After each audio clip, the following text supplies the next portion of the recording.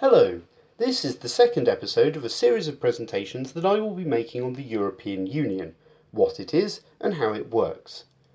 This episode is about the economy of the EU, and this part is about the EU's finances and how they relate to the finances of the member states.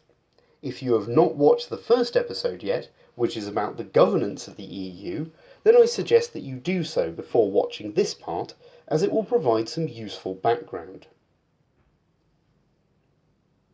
In this part, I will be looking at the budgets of the EU and the EU's member states. I will also be looking at the Eurozone and the troubles it is undergoing. A word of warning before we begin. I have taken the figures in this episode from a variety of different sources, so the numbers may not be strictly comparable. My aim, however, is not so much to look at the exact figures, but more to look at their relative sizes, as I think that sort of analysis is more important for making a decision on the UK's future in the EU.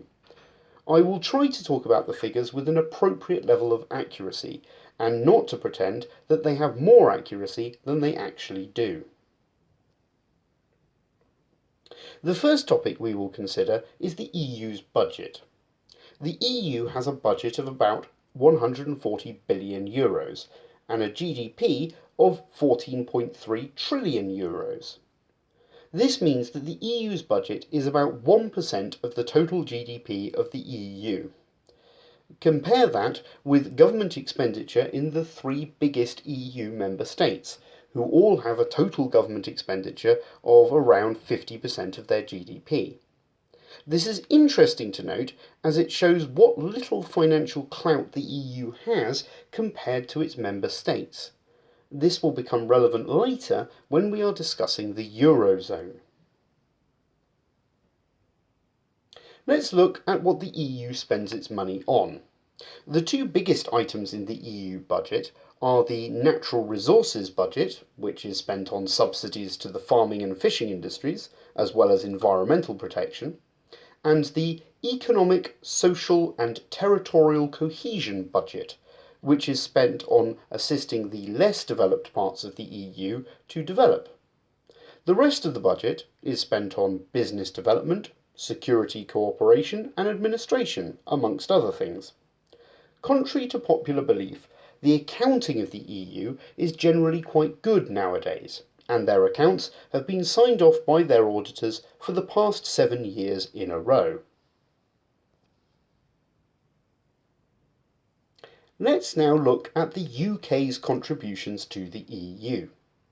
Like all the member states of the EU, the UK both contributes money to the EU budget and receives money back from the EU.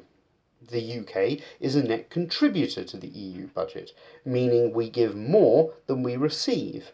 This is because we are one of the more economically developed nations within the EU. Uniquely within the EU, however, the UK receives a rebate on its contributions. The rebate was negotiated by the UK government in the 1980s. At the time, the UK was the second poorest member of the then 10 member states.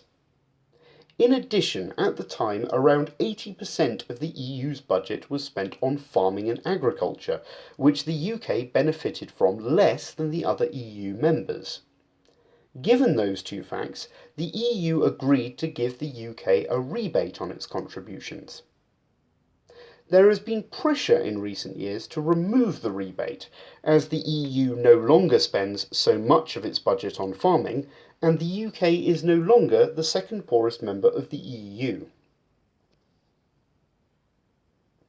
Now let's examine the third of the commonly made statements about the EU that we will be examining in this episode: that the UK's contributions to the EU are too large, and that we would be better off spending that money elsewhere. The UK's net contributions to the EU are around £11 billion a year. Total UK government expenditure is around £720 billion a year. Thus, the UK's EU contributions represent about 1.5% of our total expenditure. Now, this is not nothing, but it is pretty small fry compared to the amount we spend on the largest items in our budget. I have shown the UK's government's 5 biggest expenditures on the graph for comparison. In terms of government expenditure, leaving the EU wouldn't even cover the interest payments on government debt in the UK. I would say that money saved is a fairly weak argument for leaving the EU, and contrary to spending too much, it may be said that the UK spends too little on the EU thanks to our rebate. Finally, in this part, let's examine the euro. The euro was a currency adopted by a number of the member states of the EU in 1999.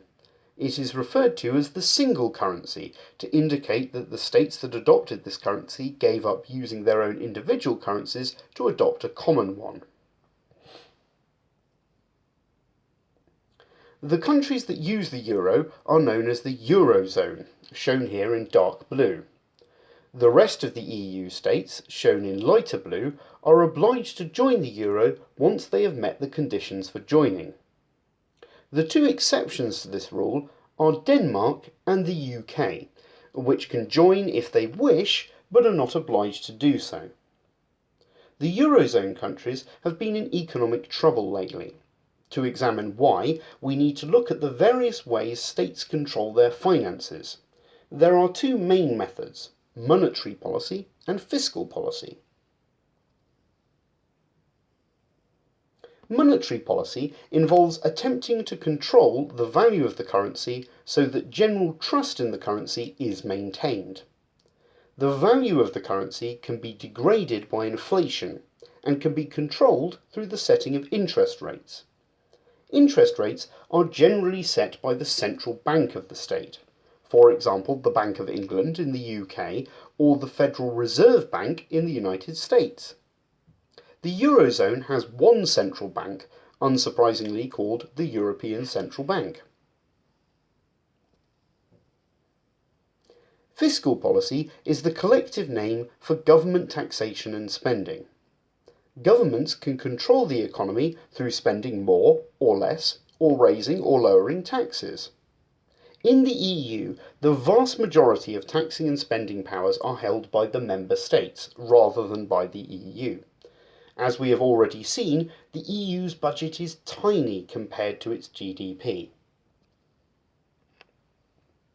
The differences between the power of the EU to control fiscal policy and the power of the EU to control monetary policy reveal once again the 2 different visions of what the EU should be: either a federalised European state or an intergovernmental treaty organisation. Having a central bank with the power to control a single currency makes the EU look and act like a state. However, it does not have the fiscal powers to match. This means when part of the Eurozone has an economy that is doing well, for example in the recent past Germany, and another part that has an economy that is doing badly, for example in the recent past Greece, then it is heading for trouble. In a nation state in which one region was doing economically well and another badly, the state would set their monetary policy to benefit one region and use their fiscal policy to benefit the other. However, the Eurozone can only control monetary policy. It can either have a high interest rate to benefit Germany or a low interest rate to benefit Greece. However, since it doesn't have any substantial fiscal powers it can use, it cannot balance out the problems that the monetary policy would cause the other country. This means that unless the Eurozone economies start to behave in a very similar manner, economically speaking, then they will continue to face a future consisting of bailouts being made from the richer countries to the poorer ones. So now we come back to the last of the commonly made statements about the EU that we will be examining in this episode. Will the Eurozone get into trouble, and will the UK have to bail it out? The first part of this statement is almost certainly true. with the balance of power in terms of monetary and fiscal policy that we have just discussed, part of the Eurozone is almost certainly going to get into trouble again. This will lead either to further bailouts or to one or more countries abandoning the euro and going back to a national currency. However, the current rules the EU has governing Eurozone bailouts mean that the UK would not have to be part of any bailouts, nor would any other non-Eurozone country in the EU. So this statement is partially true and partially false. And that's the end of this episode. Join me for the next episode when I shall be talking about how the EU affects immigration. Let me know if you have any questions that you would like me to address.